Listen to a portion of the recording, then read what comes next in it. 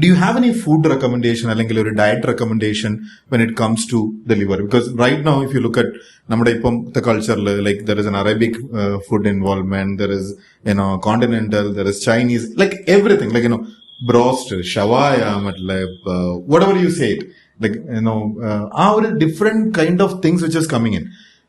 എന്തെങ്കിലും ഒരു specific liver related diet അങ്ങനെ വല്ലതും അങ്ങനെയില്ല. ബട്ട് ബേസിക്കലി മെഡിറ്ററേനിയൻ ഡയറ്റ് എന്ന് പറയും. മെഡിറ്ററേനിയൻ ഡയറ്റ് ആണ് ആർക്കെങ്കിലും ഗൂഗിൾ ചെയ്ത് നോക്കി കഴിഞ്ഞാൽ ഈസിലി മനസ്സിലാക്കാൻ പറ്റും what is mediterranean diet. Basically it revolves around വെജിറ്റബിൾസും ഫ്രൂട്ട്സും നട്ട്സും. അതിന്റെ മേലെ ഒരു carbohydrate will come at minimal, very minimal dosage actually. Minimal ക്വാണ്ടിറ്റിയിൽ കാർബോഹൈഡ്രേറ്റ് വരും. Mediterranean diet definitely has got health benefits എന്ന് പറയുന്നത്. ഐ വോണ്ട് ബാക്കിയൊന്നും ഞാൻ റിസർച്ച് ആസ്പെക്ടിൽ പറഞ്ഞു. Everyone is a fan of Arabic food ആയിക്കോട്ടെ, എല്ലാവരും ഫാനാണ്. ആരാ? But moderation is the key. ഒന്നും എൻജോയ് ചെയ്യേണ്ടതല്ല, but moderation is the key. ഞാൻ കേട്ടിട്ടുള്ള ഒരു സാധനം എന്ന് പറഞ്ഞു കഴിഞ്ഞാൽ carbohydrates to an extent, like ഒരു പെർട്ടിക്കുലർ ലിമിറ്റ് കഴിഞ്ഞാൽ it is bad for your liver. Everything beyond the limit is bad. You just want to take the correct quantity only. Need not go for like excess കഴിക്കുന്ന any calorie. അത് നമ്മൾ fat ആയിട്ടല്ലേ deposit ചെയ്യുന്നത് നമ്മുടെ ശരീരത്തിൽ. Excess calorie is been stored as fat.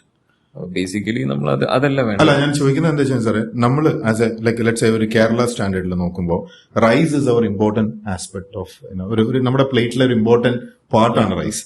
ഇപ്പൊ ഈ rice sir ഈ നേരത്തെ പറഞ്ഞ പോലെ ആൽക്കോളിക്സ് ആയാലും ഫാറ്റി ലിവറിന്റെ ആൾക്കാരായാലും അവരെല്ലാവരും ഈ ഡയറ്റിലൂടെ തന്നെയാണ് പോകുന്നത്.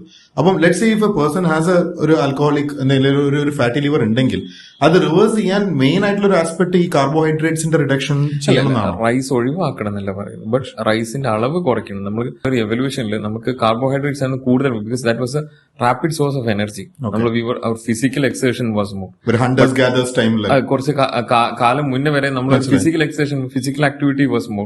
നമ്മളിപ്പോ ഒരു സാധനം മേടിക്കും, സ്വിഗ്ഗി അല്ലല്ലോ, നമ്മൾ പോയി മേടിക്കാൻ.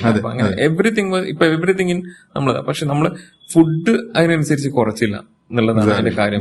അപ്പൊ നമ്മളെ requirement is low. We should actually go for ഇപ്പം calorie deficit diet. Okay, basically നമ്മളിപ്പം കാലറി ഡെഫിസിറ്റ് എന്ന് പറഞ്ഞു കഴിഞ്ഞാൽ നമ്മൾ അത്ര കാലറി കഴിക്കേണ്ട ആവശ്യമില്ല. സോ ഓവർ വെയിറ്റ് ഉള്ള ആൾക്കാരെല്ലാരും കാലറി ഡെഫിസിറ്റ് ഡയറ്റിലേക്ക് പോകണമെന്നാണ് ബേസിക്കലി പറയാനുള്ളത്.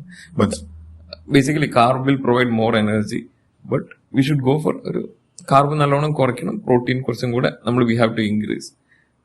ഒരു ഹെൽത്തി, ഒരു ബാലൻസ്ഡ് ഡയറ്റ് ഫോളോ ചെയ്യുന്നതാണ് ബേസിക്കലി ലിവർ ഡിറ്റോക്സ്.